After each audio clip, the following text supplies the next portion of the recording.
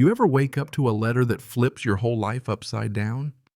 Yeah, well, imagine this. I'm standing in my kitchen clutching some heavy lawyer-grade envelope, half-cold coffee forgotten, and outside my window is a woman in a navy blazer with a clipboard and the kind of smile that says, "I already won."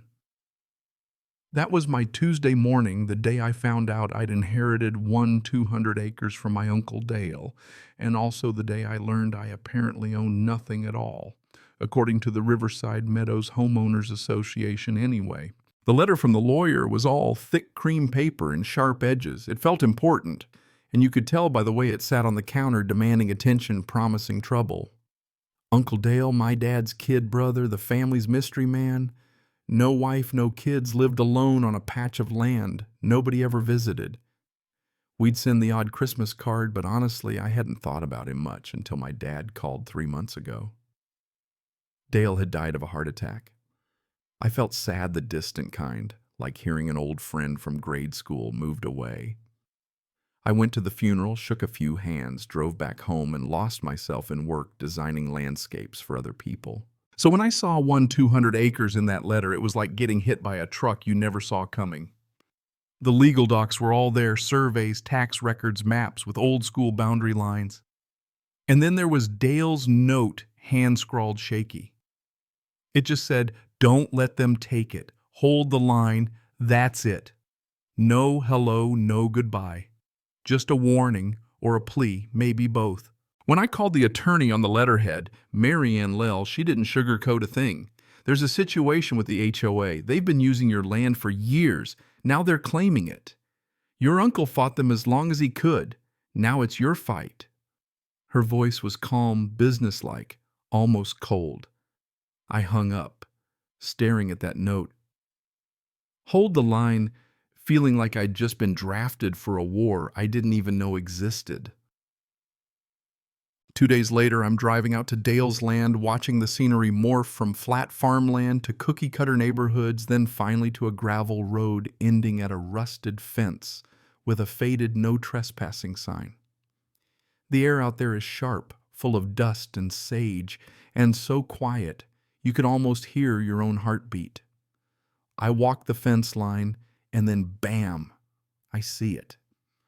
Somebody's built a damn gate. Not just any gate, stone pillars, black iron, the whole welcome to our fancy community deal. On my land. Past the gate, a paved walking trail cuts straight through the hills. A sign says Riverside Meadows Community Trail, a safe space for families. Families, I hadn't seen one yet. But I was looking at theft dressed up as public service. That's when I hear heels behind me, click, click, click, and turn to see her mid-40s power suit, perfect bun, clipboard in hand, smile colder than the wind.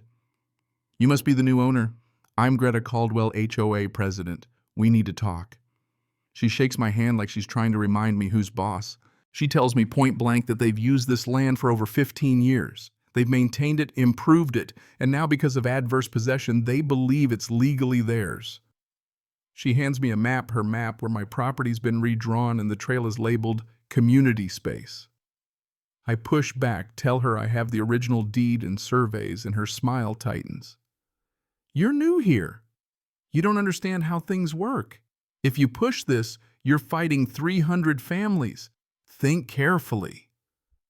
Then, with a look like she's already counting my losses, she walks away, heels clicking, dialing someone on her phone. The nephew isn't cooperating. Move up the timeline. Let me tell you, nothing prepares you for having your inheritance threatened by a woman with a clipboard and an army of Facebook parents. I call Mary Ann Lell, tell her everything, and she just asks, "Are you ready for this?" Yeah, I guess I was. 4 days later, I'm sitting in her old law office, thick with books and dust, and she's got a file as thick as my arm. Uncle Dale kept everything, every letter, every threat, every time the HOA tried to push him out. There's even the original survey from 87 property lines drawn clear as day. He knew this was coming. Mary Ann lays it out for me. Adverse possession only works if you don't object, if you let it slide and pretend nothing's happening. But Dale never let it slide. He wrote them every time. Legally, their claim is busted wide open. But she says they're betting you don't know that. They're betting you'll just let it go. Not me. I told her, let's fight. She nods, drafts a cease and desist, formal and cold. We demand they remove the gate and trail in 14 days or we're going to court. The letter gets sent certified mail proof of delivery. She warns me again. They'll try to make you the bad guy. Be ready. So I go out there, walk the boundaries, feel the land, its wildness, its quiet, its worth. I see Greta talking with a couple of others by the gate, all business casual and frowns. I take photos, jot notes, document everything. When I get back to my truck, there's a flyer tucked under the wiper. Protect our community space, says the new landowner is threatening families and children by trying to close the trail. They don't name me, but everyone will know. By the time I get home, the neighborhood Facebook group is on fire with posts calling me selfish, greedy, heartless. It's a full-blown campaign, me the villain versus the community's beloved trail. Marianne tells me not to answer online. Anything I say can be twisted. So I watch as people share stories about walking their kids recovering from surgeries and how I'm the monster ruining it all. The HOA schedules a public meeting. Against my lawyer's advice, I go. The place is packed. Greta puts on a show, slides, maps, speeches about community identity and children's safety. People line up to denounce me. I sit there silent, holding my breath, wanting to scream that this land was stolen from me, that Dale fought for it, but I know it won't matter. They want a villain.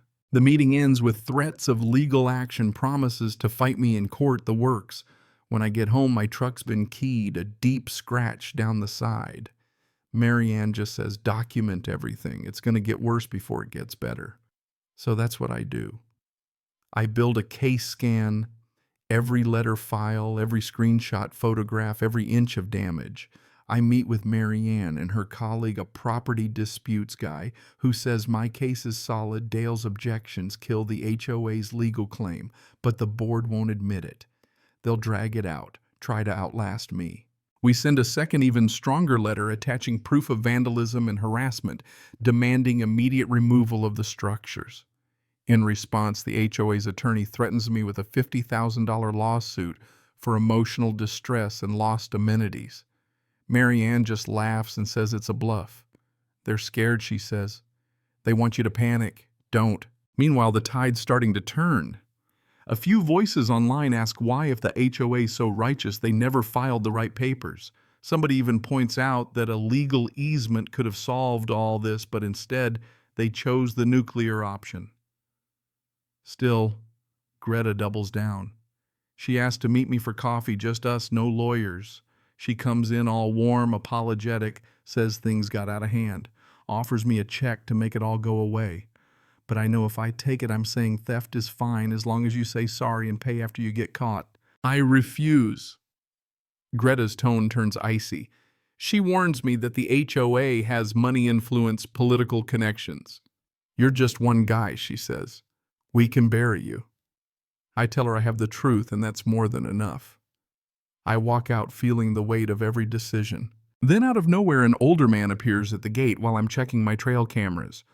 Turns out he knew Dale remembers when the trail was built without permission, without votes, just appeared one day. He agrees to testify, gives me his number. For the first time, I don't feel totally alone. A few days later, an email lands in my inbox. I was at the board meeting last night. What they're doing isn't right. I have documents that prove it. It's from Iris, the HOA secretary. She brings me a folder original meeting minutes emails showing Greta edited records, pushed through projects without proper votes, covered up dissent, spent $80,000 of HOA money without a proper vote. It's a smoking gun, and it breaks the story wide open. Marianne files a motion making Iris's documents public record before Greta can bury them. News starts leaking. The Facebook mob turns inward. People start asking hard questions about the board, about the money, about who really lied. By the time the next community meeting comes, it's standing room only.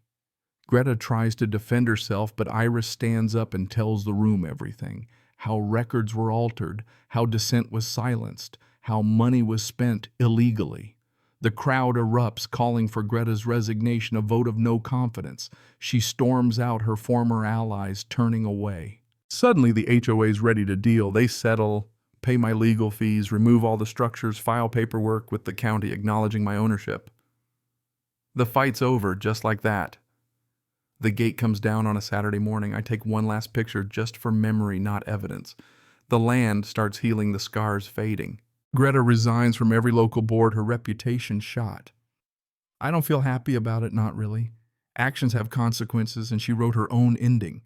Iris apologizes for not coming forward sooner, but I tell her it takes guts to do the right thing, especially when it costs you everything. As I walk my land, I think about Dale. He fought not because he hated people, but because he believed the rules mattered. That property rights weren't suggestions, that if you let a system bully you, it just keeps taking. He knew he couldn't save everything, but he could save this, at least for a while. Now it's my turn. You know, when all this started, I thought it was about land.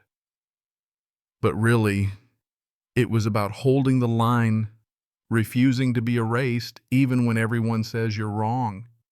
About proving that one person, if they're stubborn enough and have the truth, can outlast a whole system designed to wear them down. A month after the settlement, I get a letter from the county. The land's mine, no strings, no encumbrances, no more threats. The HOA has to acknowledge it formally, legally, permanently. I go out there one last time before winter. The hills are gold in the sunset, the air sharp with promise. I plant an oak sapling on the ridge right where Dale would have wanted. Maybe it'll outlive me, maybe it won't, but at least it's rooted in truth. And if you're listening, here's the question. If someone offered you a big enough check to walk away from what's right, would you take it? Or would you hold the line? Think about that. Because sometimes justice doesn't come quick, but when it comes, if you've earned it, it's worth more than any trail, any check, any easy way out. So what would you do? Drop your story in the comments. I want to hear if you've ever had to hold the line or if you wish you had.